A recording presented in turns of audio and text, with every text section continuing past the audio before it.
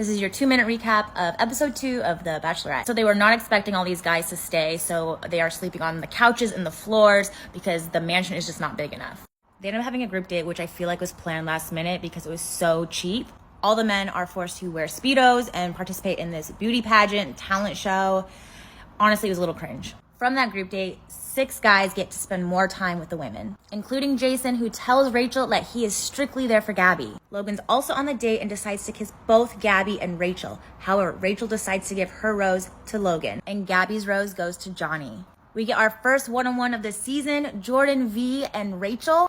They're making out in zero gravity. The connection seems strong until dinner. Rachel is not feeling it, so she decides to send him home and then has to go to the concert by herself. Fast forward to Gabby's one-on-one, she chooses Nate, which, by the way, Nate is already killing it with Bachelor Nation. People are rooting for him for the next Bachelor if he does not find love.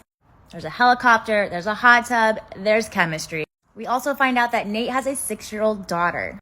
Well, the date goes well because Nate gets a rose. It's not the Bachelorette without some drama. We have Chris talking about fantasy suites already. Not only is it too soon to be talking about fantasy suites, but he has a problem if the females, as he likes to call it, would sleep with other men besides him. Gabby and Rachel talk to him about it, and he does not recover. He gets sent home before the rose ceremony. Because we skipped a rose ceremony last week, tonight so many people went home. And tonight the roses were from both the women, so the men did not have to decide who they are into more. I'm not gonna list everybody who's still here, but I will say Tino and Eric stood out to me as important mentions, as well as Meatball. I don't even know what his real name is anymore.